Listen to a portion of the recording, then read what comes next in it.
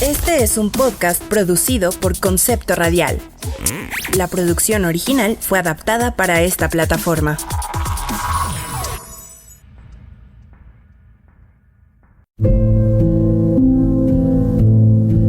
Doctor, ¿cuánto tiempo me queda? Híjole, apenitas te salvaste. Pero ya llegaron los de Shot de Salud. Bienvenidos a Shot de Salud, donde recetamos la dosis correcta. Shot de Salud. La medicina desde una perspectiva simple y sencilla. Pásale al consultorio. Shot de Salud, más allá del paracetamol.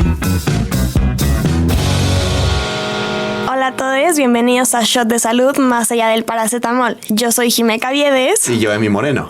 Transmitiendo desde la cabina de Concepto Radial, ubicada en el segundo piso de CDTEC del TEC de Monterrey, Campus Ciudad de México.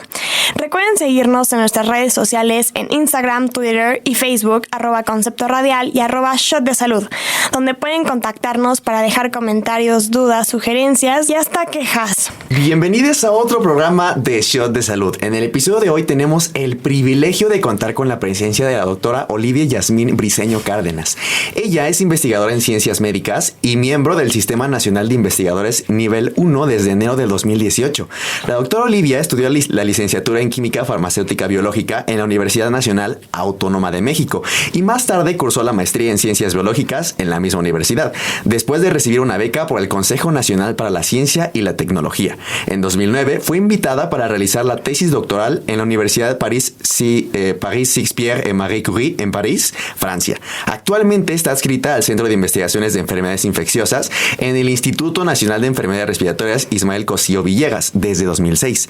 Ha participado en múltiples proyectos de investigación enfocados en diferentes enfermedades infecciosas como la tuberculosis y la infección por VIH y su interacción con el sistema inmune. Durante los últimos años se ha dedicado a estudiar el perfil inmunológico de individuos infectados por VIH, la composición de su microbiota, además de su función respiratoria y renal tras comenzar un régimen de tratamiento antirretroviral. También ha impartido múltiples cursos y seminarios, incluyendo el curso de Virología y Patogénesis del VIH en el INER, inflamación crónica y microbioma durante la infección por VIH tipo 1 y VIH, retos a superar para controlar y erradicar la infección, entre otros. Órale, qué interesante y cuántas cosas. Estoy muy impresionada, doctora, la verdad, debo decir, y es un gusto estar aquí con usted, ¿no? Muchísimas gracias, el gusto es mío estar aquí con ustedes. Muchas gracias. Pero bueno, empezando un poquito con el tema, pues alrededor de los 40 millones de personas en el mundo viven con la infección del VIH-Sida, lo que vuelve esta enfermedad una de las peores pandemias en la era moderna. Actualmente, la infección por VIH se ha convertido en una condición de salud crónica tratable. Las personas diagnosticadas con VIH o SIDA tienen la expectativa de llevar vidas largas y saludables gracias al acceso a la terapia antirretroviral. A pesar de los avances, se ha evidenciado que las personas que viven con VIH tienen una mayor probabilidad de desarrollar enfermedades cardiovasculares, afecciones de las vías respiratorias, insuficiencia renal y hepática, cáncer, diabetes tipo 2, entre otras muchas complicaciones. Pero bueno, para discutir este tema con profundidad y aprovechando que tenemos la compañía de la doctora Olivia, que por cierto, muchas gracias por estar aquí nuevamente. ¿Qué nos puede decir de todo esto, doctora? Pues bueno, sí, realmente tenemos 40 años investigando el VIH. Y muchas veces recibo el comentario de ya, déjenlo ir, ¿no? No se ha encontrado una cura, realmente pues probablemente no se encuentre una, ¿no? Ya hay tratamiento que es muy efectivo, pues ya, ¿no? ¿Por qué seguimos invirtiendo recursos en investigar una enfermedad de la que prácticamente sabemos todo, ¿no? Uh-huh. Y yo respondo que primero porque sigue siendo un problema de salud mundial, ¿no? Y finalmente es algo que hay que atender, independientemente de que no tengamos una cura aún, pues tenemos que seguir aprendiendo sobre esta enfermedad. La segunda es que pues sí, efectivamente existe un tratamiento antirretroviral. Esto ha cambiado radicalmente el curso de la enfermedad, ha cambiado la vida de todas las personas que reciben este tratamiento y como bien mencionas, esto ha permitido que ya hoy se considera el VIH una enfermedad crónica tratable, como la hipertensión, como la diabetes, claro, ¿no? Entonces, realmente hoy en día ya no es una sentencia de muerte, ¿no? Realmente ya hoy en día es pues tomar el medicamento, ¿no? Primero diagnosticarse, Sí, ¿no? claro. Recibir tu tratamiento, tomarlo como debe de ser, y eso realmente se estima que alguien con VIH tiene una expectativa de vida solamente 5 años menor que alguien sin VIH. Órale. Entonces, si te das cuenta, similar. realmente ya Es un avance. no es, exacto, es un avance grandísimo. Ya no ves como antes, ¿no? A la gente flaquísima, palidísima, ¿no? En los hospitales, no. O sea, ya realmente alguien con VIH podríamos ser tú y yo, ¿no? En la facultad, en la calle, y realmente eso está muy bien. Entonces, por eso seguimos estudiando el VIH, ¿no? O sea, para llegar a este punto en el que ya la gente puede vivir una vida normal, plena, ¿no? Las mujeres con VIH pueden tener hijos, ¿no? O sea, realmente es ya una realidad, ¿no? Y es gracias a 40 años de investigación que podemos estar en este punto, ¿no? Entonces, nos comentaba que en estos 40 años que ya se ha investigado más el VIH, pues sí es un problema de salud pública extremadamente relevante, pero usted personalmente, bueno, como ya expusimos todo su trasfondo de educativo, ¿cuál fue su motivo personal por el que usted quiso enfocarse más sobre el VIH y enfocar toda su carrera y laboralmente en ella? Pues mira, a mí realmente he tenido la fortuna de que la vida me ha puesto en el camino de la investigación, ¿no? No es algo que yo hubiera elegido desde chica, ¿no? Sí, siempre he sido muy curiosa del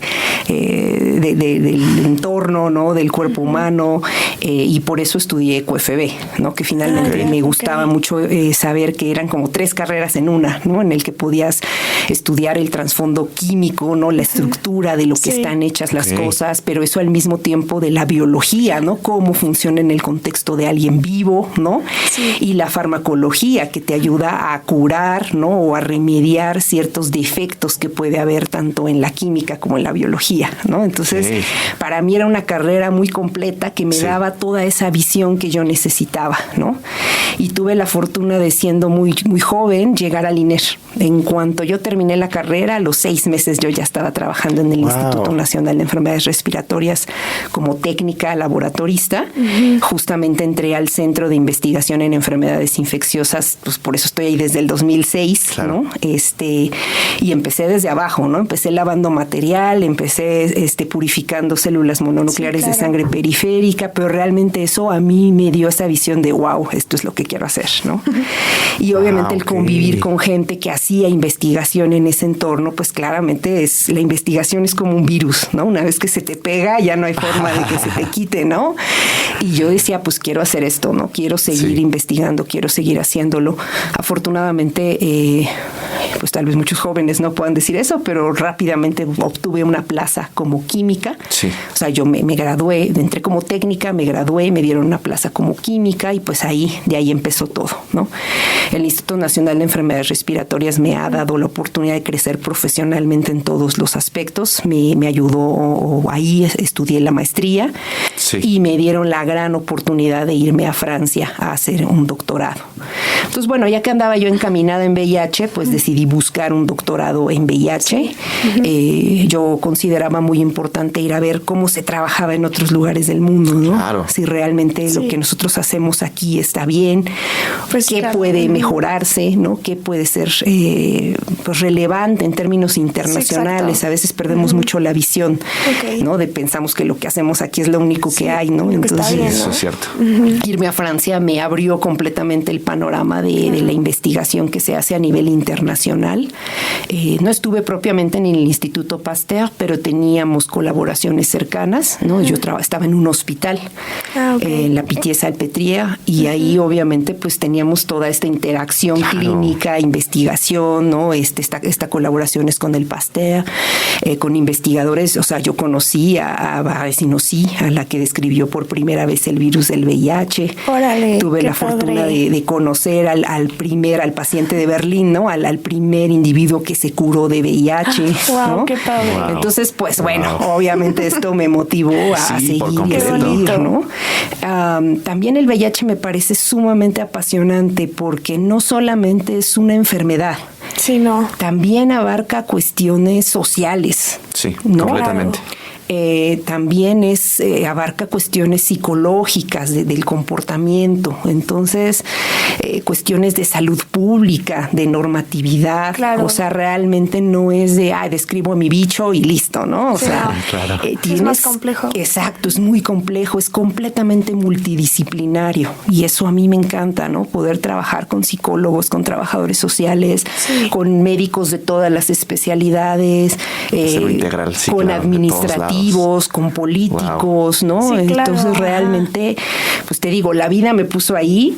Yo creo que yo lo que he sabido es tomar todas las oportunidades que se me han presentado y exprimirlas a lo máximo en mi beneficio. Y bueno, pues aquí estoy. La verdad es que ya cuando, haces mi reseña, digo, ya tantos años, ¿no? Pero a mí se me ha hecho bien poquito. O sea, yo veo hacia atrás y digo, ya tiene 10 años que me doctoré, no lo puedo creer, ¿no? Se ha ido volando, ¿no? Y bueno, ha sido sumamente satisfactorio.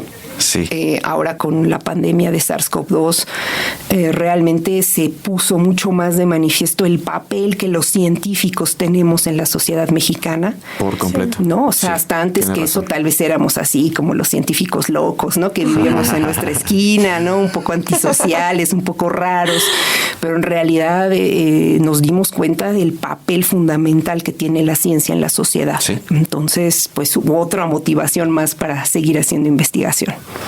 Sí, claro. Sí, y antes de irnos a corte, doctora, nos comentaba de estos dos sistemas educativos en los que usted estuvo. ¿Cuál es la diferencia que usted nos puede decir? Esto es como que lo más relevante de este sistema educativo que tenemos aquí en México y este que tienen en Europa. ¿Cuál sería esa diferencia que usted dice? Esta es la que hace que sean muy diferentes. Fíjate que tal vez te va a sorprender mi respuesta.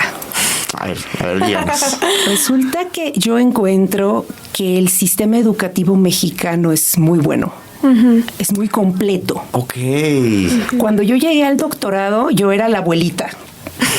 Okay. Yo tenía 27 años cuando entré al doctorado y me topé con que la generación de doctorado en la que yo estaba tenían 23 años en promedio. Y yo era así de Dios, pues ¿qué está pasando? Lo que pasa es que el sistema ya es que la carrera solo dura 3 años. Claro. Te da un enfoque mucho más técnico, de tal forma que si tú necesitas empezar a trabajar a los 21 años, tú estás listo. Tú tienes un diploma, una carrera universitaria, digamos, inicial que te permite insertarte en el ámbito laboral de forma eficiente, con un salario adecuado para digamos, porque tienes un diploma, pero por otro lado están muy carentes de experiencia. Sí, claro. Por completo. Entonces, claro, yo decía, ¿cuántos años tienes? 27. Ay, no. Sí, claro. ¿Y qué hacías todo este tiempo? Y yo, pues mi carrera duró 5 años e hice una maestría. Eso quiere decir que yo tengo bachillerato más 5 años. Y tú tienes bachillerato más 3. Sí, no manches. La experiencia es abismal. Sí, y como parte de nuestra formación en México tenemos que hacer servicio social. Sí. Tenemos que hacer rotaciones. Y eso, la verdad es que es la vida la que te foguea. Sí, exacto. Entonces, yo tenía mucha más experiencia, ¿no? O sea, obviamente yo, los idiomas tampoco nunca han sido mi fuerte, pero para los franceses menos. Entonces, obviamente yo llegué hablando inglés mucho mejor que mis compañeros de generación. Y era así de, pero ¿cómo logras ganar todas las los diplomas de las escuelas doctorales? Y yo así de, es que estos chavos están muy verdes. Sí, claro. Las materias que a mí me daban en el doctorado eran de cómo hacer un póster, cómo hacer una presentación. Y yo decía, eso me lo enseñaron en la carrera. Ajá. Y en la maestría lo pulí, me explicó. Entonces, el nivel de exigencia del sistema escolar mexicano es fuerte. Wow. Entonces, la verdad es que sí, la experiencia que yo tengo, digamos, a nivel, para comparar los niveles, es que es muy bueno el nivel aquí en México. Qué interesante, doctora, qué interesante lo que usted nos dice. Sí, sí, está súper interesante, la verdad, y qué padre que pueda haber ganado como toda esta experiencia. Y sí creo que, pues sí se llega a notar en varias, o sea, pues así como dice, ¿no? Que me fui a Francia, pero pues noté que yo tenía mucha más experiencia, más conocimiento. Entonces, pues sí está muy padre. Y pues bueno, nos tenemos que ir a un corte en este momento.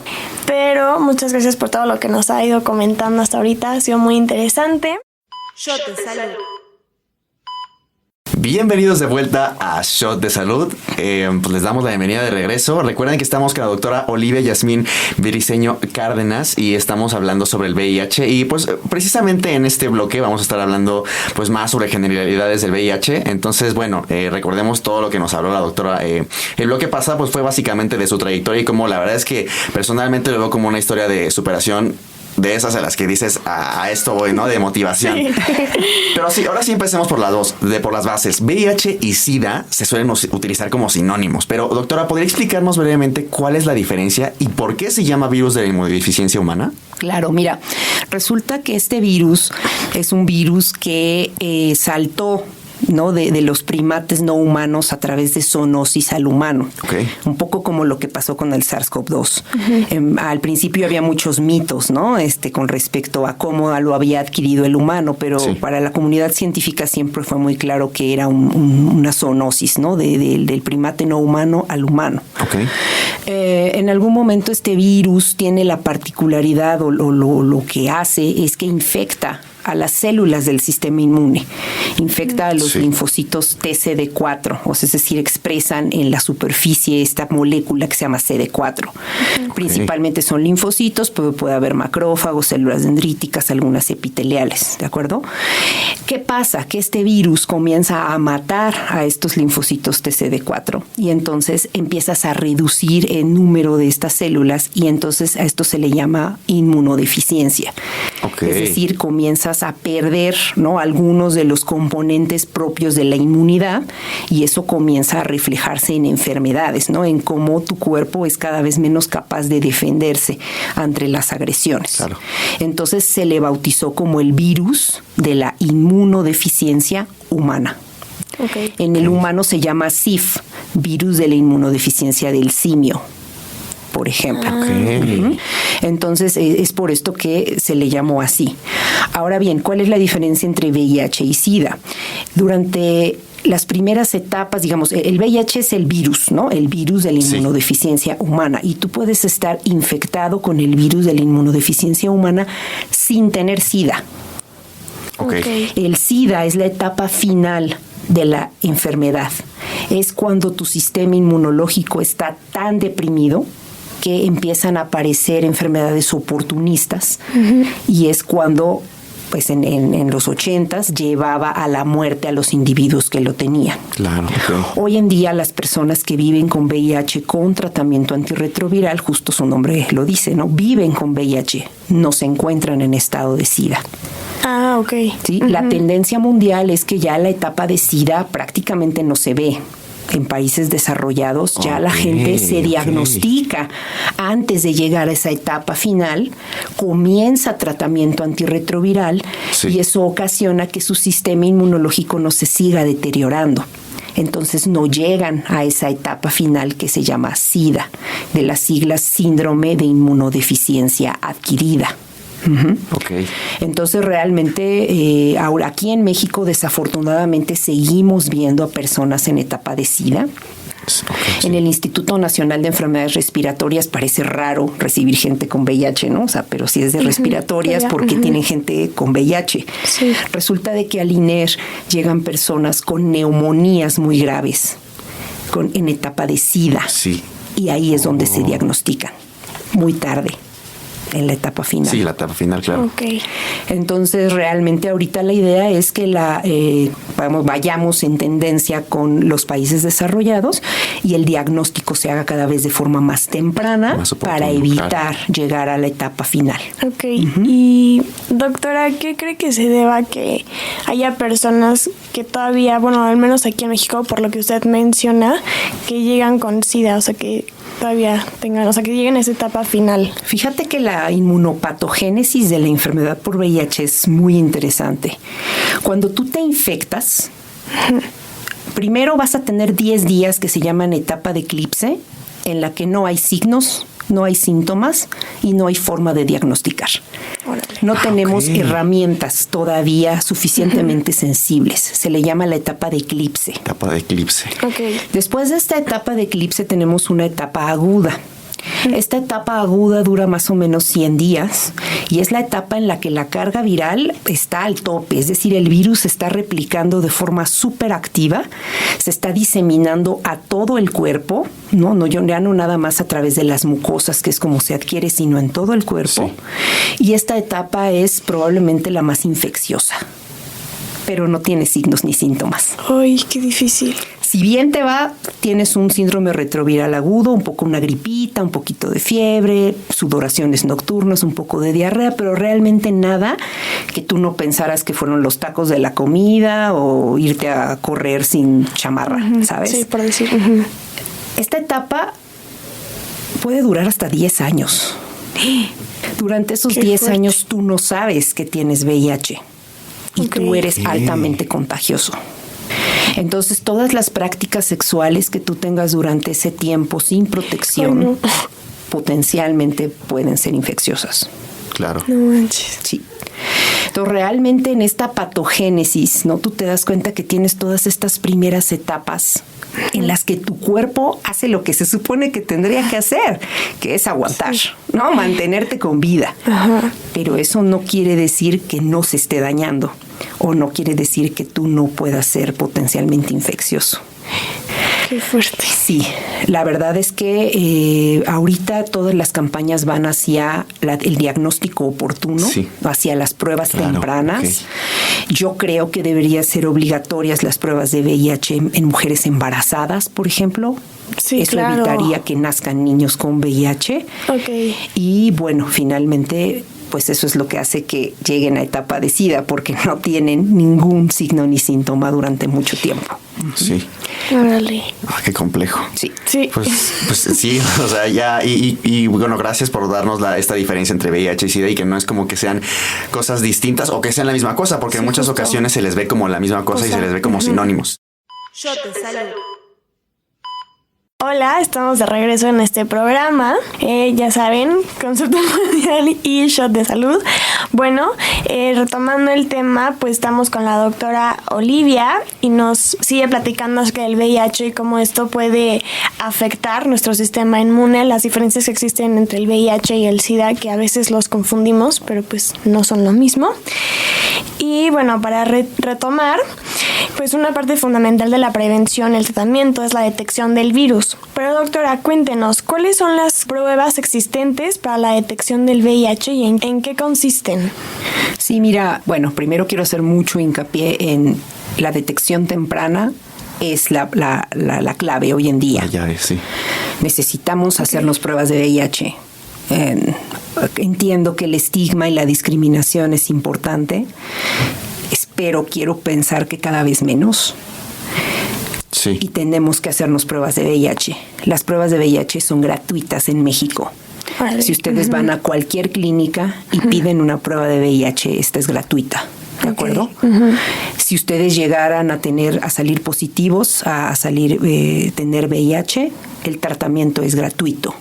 Okay. En todo el país, ¿de acuerdo?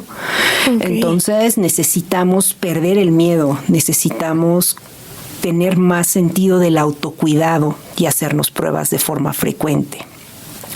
Una de las formas en las que mucha gente se entera que tiene VIH es, por ejemplo, cuando van a donar sangre.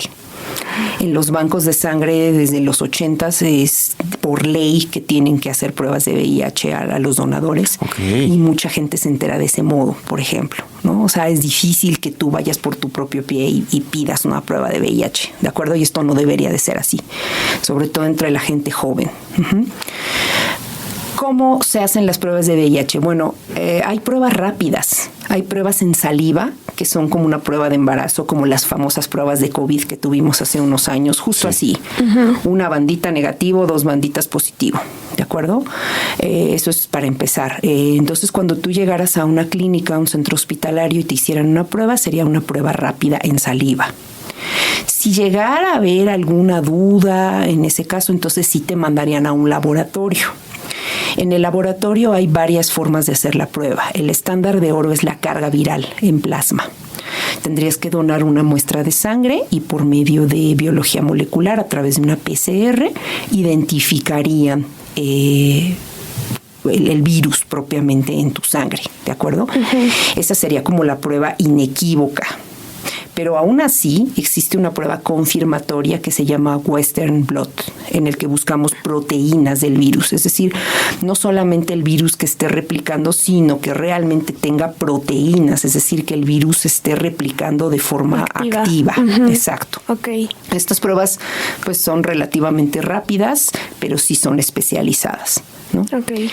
Y algo importante es que con la prueba, sobre todo, por ejemplo, pues el centro en el que yo trabajo, y hay otras clínicas que se llaman Condesa, la clínica Condesa, que hay varias aquí en la Ciudad de México, se da junto con esto consejería. Entonces esto es muy importante porque, claro, recibir un diagnóstico de VIH sigue siendo muy fuerte. Entonces se les da todo el acompañamiento psicológico que se necesita en caso de que sean positivos.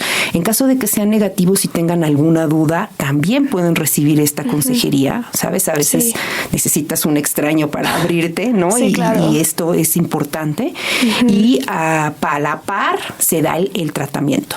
Entonces la idea hoy en día es que se haga un diagnóstico rápido, oportuno, y el mismo día que te dan el diagnóstico te estén dando el tratamiento antirretroviral. Así. Se está, digamos, trabajando mucho para agilizar este proceso. No quiero decir que eso ocurre igual en todos lados de México, pero es lo que se está tratando de hacer. Y entonces, bueno, llegamos a las pruebas y llegamos a los resultados. Cuando el resultado de VIH es positivo, ya nos comentó que dentro del protocolo, pues es desde el momento en el que se sabe es empezar a administrar el tratamiento e incluso la consejería en algunos lados. Pero además de esto, ¿qué sigue después para el paciente? ¿Qué es lo que después debe de considerar cuando se está tomando ya el medicamento? ¿Qué debe de hacer o qué debe no hacer? Pues mira, de entrada, el tratamiento antirretroviral es muy efectivo, reduce la carga viral a niveles indetectables. Ojo, no lo cura. Claro. ¿Ok? Lo reduce a niveles que ya no tenemos las herramientas para medir. Digamos, si tú ves un reporte, te dice menos de 50 copias por mililitro. Eso se considera indetectable para los estándares que tenemos hoy en día de medición de carga viral. Esto es bueno porque indetectable es igual a intransmisible. Sí, es una frase que se escucha en todos lados. Indetectable es igual a intransmisible. Por favor, apréndansela de memoria, ¿no? Realmente eso va a parar mucho la cadena de transmisión y con eso vamos a poder reducir pues el impacto como pandemia que es aún. ¿Okay? Lo segundo es que el tratamiento es de por vida. Una vez que tú dejas de tomar el tratamiento, la carga viral puede volver a subir. Claro. Y entonces no queremos eso, ¿ok? Y la otra es que aunque el tratamiento es cada vez más eficiente, todavía puede haber efectos adversos a nivel renal, hepático, puede tener algunos efectos neurológicos, ¿de acuerdo? Entonces, no es un tratamiento que se toma a la ligera, no es un tratamiento que compras en la esquina y te lo tomas, ¿sabes? Necesitas hacerlo en un ámbito hospitalario con el seguimiento de un infectólogo que te va a ir resolviendo todas tus dudas.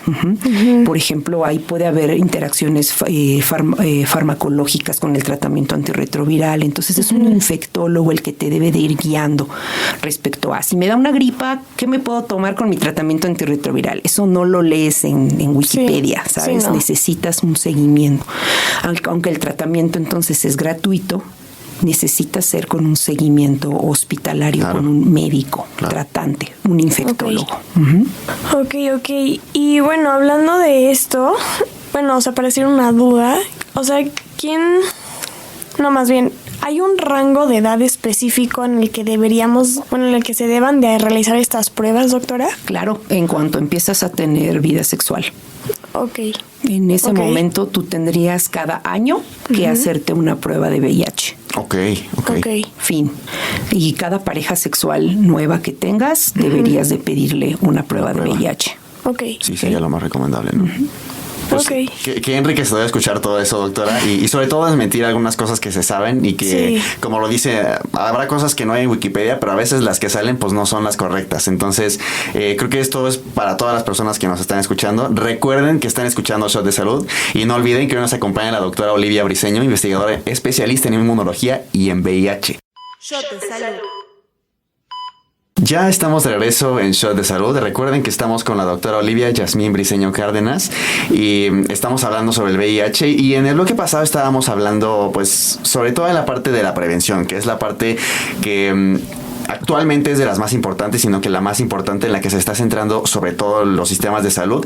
Y pues si bien en la mayoría de los países se está tratando de esto, en la prevención, en lo que compete a esta enfermedad ha sido muy difícil encontrar un método de vacuna.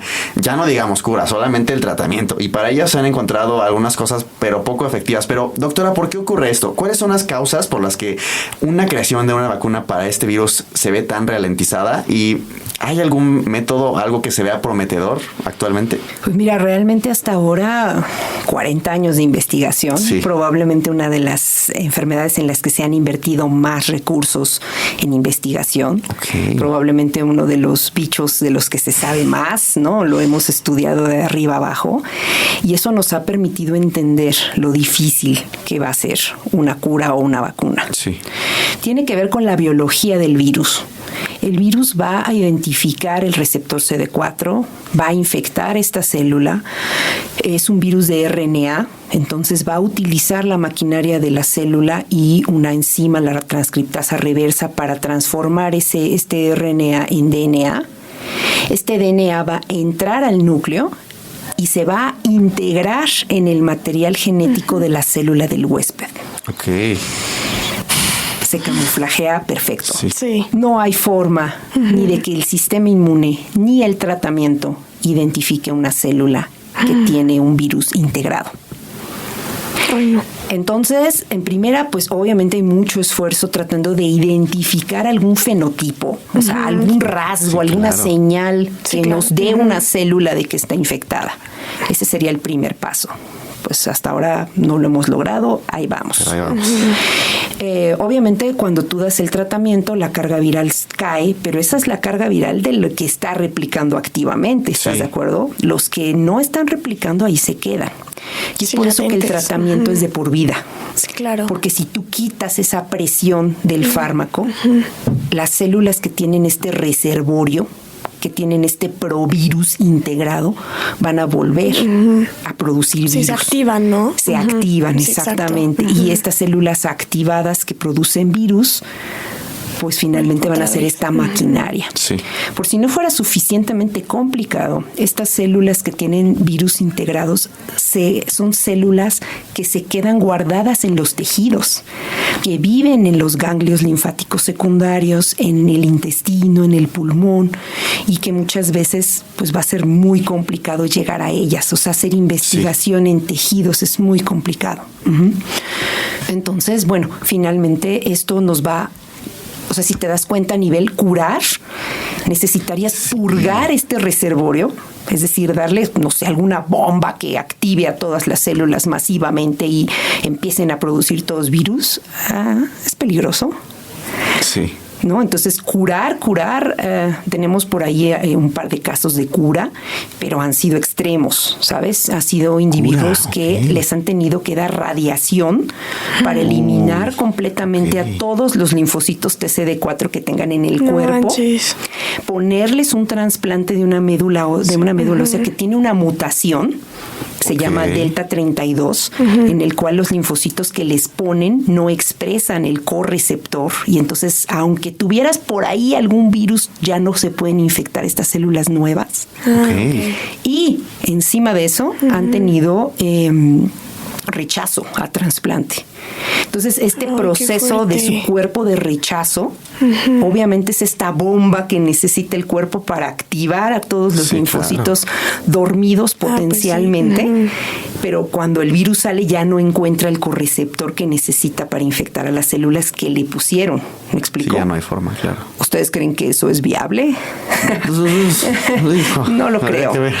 Entonces, realmente la cura parece complicada. Sí. Ahora, la vacuna preventiva. Una vacuna preventiva debería de generar anticuerpos que estarían, digamos, protegiendo, vigilando, y en cuanto el virus llegara al cuerpo, le impidiera que infectara alguna célula nueva. Claro. O generar respuesta celular de linfocitos TCD8 citotóxicos, que son los que nos protegen contra los virus por excelencia. Resulta que el VIH muta muchísimo. Okay. Todo el tiempo está generando mutaciones, y es que la transcriptasa reversa, esta enzima que se encarga de transformar RNA, ADN, se equivoca muchísimo. Y dentro de estos errores va generando mutaciones que se van acumulando. Entonces, dentro de un mismo individuo, tú puedes tener cientos de cuasi especies diferentes de virus. ¿Qué anticuerpo le pones? Necesitarías generar o inducir o estar preparado contra cientos de posibilidades de anticuerpos para el virus que te va a llegar. Y aunque los tuvieras, si el virus muta en el proceso, esos anticuerpos o esos linfocitos citotóxicos ya no van a ser efectivos. Claro. Entonces, realmente la cura se ve complicada. La vacuna, no lo sé, se han probado varias estrategias. Pues esperemos que en algún momento pues pudiera generarse algún tipo de vacuna. Y si esto fuera, sería personalizada. Es decir, tendría que ver con el HLA, con la inmunogenética del individuo y con el virus que esté prevalente en la población en ese momento. ¿Me explico? Entonces eso suena caro, suena complicado. Por eso es que lo que tenemos ahora es la prevención. Sí. Sí, antes de tener que tratar por completo la enfermedad, primero es pues mejor evitar que suceda para no tener que llegar a esos niveles. Así es. Sí, exacto. Y pues, bueno, estuvimos investigando y pues vimos que algunos comités de control de datos y seguridad, o sea, en esta parte de la vacunación, pues muchos estudios como que los cancelaron. Pero, o sea, ¿por qué creo? ¿Cómo es que estos comités ayudan a manejar este tipo de seguridad y la viabilidad en estos estudios que se han hecho antes y durante y después? Lo que pasa es que para generar una vacuna se requiere una cantidad monstruosa de investigación. O sea, como que nosotros, bueno, ustedes jóvenes ya lo ven así de, ay, voy y me vacuno, pero detrás de eso hay años de investigación. Claro. Primero tenemos que estudiar bien al bicho, saber quién es, de qué está compuesto, cómo se comporta. Eso ¿no? En el caso de VIH lo sabemos. Sí. Pero después de eso necesitamos generar la estructura que le permita realmente ser funcional, realmente mostrar protección, realmente mostrar seguridad, ¿no? Cuando tú lo pones. Entonces, realmente, en ese sentido, estén tranquilos de que cada vacuna que les ponen en la vida es segura y ha demostrado ser segura. Y si te la ponen es porque se demostró con cientos de miles de datos que funciona. En el caso de VIH no hemos tenido esa suerte, ¿no? Sí, se han hecho muchos acercamientos, se han probado muchas estrategias, pero hasta ahora no han tenido, digamos, el efecto esperado.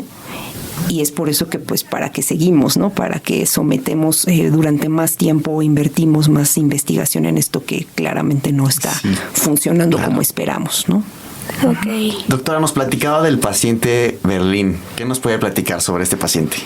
Es un paciente realmente, de hecho ya murió. Murió el año pasado.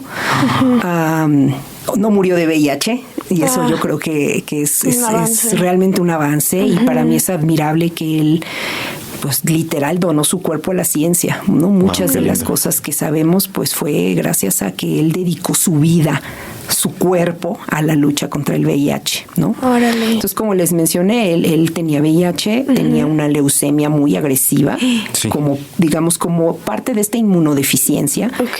Se pierde el control, ¿no? Antitumoral. Bueno, todos tenemos células que enloquecen todos los días en nuestro cuerpo, pero si tú no tienes este patrullaje continuo, pues esto puede ser más prevalente en la gente con VIH. Esta leucemia solamente se podía tratar a través de un proceso muy agresivo de quimioterapia y radioterapia abrasiva, prácticamente radical.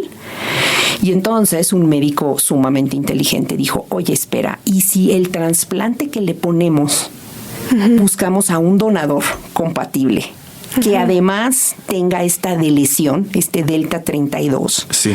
Dificilísimo, ¿saben? O sea, eso fue es una cosa súper específica. Una aguja en un pajar. Lo encontraron, le ponen este trasplante y entonces eso, vamos, la prueba de concepto era, si el virus ya no tiene este receptor, pues entonces no va a poder infectar células nuevas. Claro. Y así fue. Wow. ¿No? Digo, esto sí lo super simplifico, realmente tuvo graft versus host disease 2 veces, casi muere no sé cuántas veces el pobre hombre.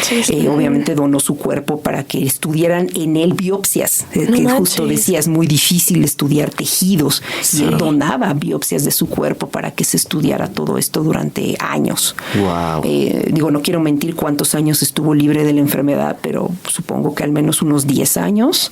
Y te digo, finalmente murió, pues su cuerpo estaba muy desgastado, muy cansado, pero murió libre de VIH. Wow. Qué padre. Y tenemos el mismo caso de otro paciente en Londres, que es un venezolano, que, bueno, más o menos fue la misma historia y pues él sí todavía anda por ahí. ¡Ay, wow! Y son estas 2 historias que podemos contar de éxito, pero en realidad, digamos, es alentador, pero al mismo tiempo no, porque esta estrategia no es útil para todos los millones de personas que están infectados con VIH. Exactamente. No, y aparte económicamente. Así es. Pues fue un gusto platicar con usted, doctora, el día de hoy. Créame que no solamente los que estamos aquí adentro en cabina, sino también los que están allá afuera, estamos todos impresionados y también muy agradecidos por no solamente por su presencia, sino también porque usted haya podido venir a compartirnos un poco de lo que sabe. Y para todos los que nos están escuchando en casita, vamos a empezar con nuestra linda y tradicional receta del día de hoy. Hoy nos acompañó la doctora Olivia Yasmín Briceño Cárdenas. Ella es investigadora en ciencias médicas y miembro del Sistema Nacional de Investigadores Nivel 1 y es especialista en inmunología y VIH. El papel de los científicos es fundamental en la sociedad. Un ejemplo de ello es la reciente pandemia de SARS-CoV-2. Las y los investigadores mexicanos y alrededor del mundo nos brindaron información relevante del virus, cómo se transmite, cómo prevenirlo y cómo tratar a las personas infectadas. El virus de la inmunodeficiencia humana recibe su nombre por el estado de inmunodeficiencia que causa después de ingresar al cuerpo. En palabras sencillas, la inmunodeficiencia ocurre cuando las células del sistema inmune que tenemos en nuestro cuerpo para defendernos son infectadas por el virus del VIH. La inmunopatogénesis de la enfermedad por VIH consiste en la primera etapa de eclipse con duración de 10 días en la que no hay ningún cuadro clínico.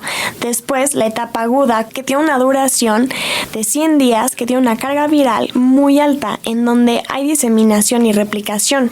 Sin embargo, aunque es altamente contagioso, aún no hay una importante sintomatología. La última etapa se llama síndrome de inmunodeficiencia humana SIDA, en la que aparecen infecciones y tumores oportunistas. Existen diversas pruebas para detectar el virus en el organismo, entre ellas las pruebas rápidas en saliva, carga viral en plasma y la prueba confirmatoria mediante Western blot, para verificar la presencia de proteínas que indicaría la presencia del virus en forma activa.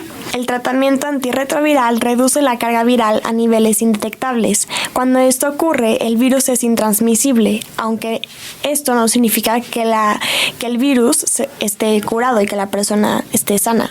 Muchas gracias por acompañarnos. Yo soy Emiliano Moreno. Yo soy Jime Caviedes. Y esto fue una emisión más de Shot de Salud. Recuerden mantenerse al tanto en nuestras redes sociales. Nos encuentran como @concepto radial y @Shot de Salud en Facebook, Instagram y Twitter. Doctora, muchas gracias por acompañarnos. ¿Quiere decir algo a todas las personas que nos están escuchando? Agradezco muchísimo la invitación y los invito a cuidarse, a hacer pruebas de VIH y a parar esta pandemia. Gracias. Muchísimas gracias. Muchas gracias, doctora.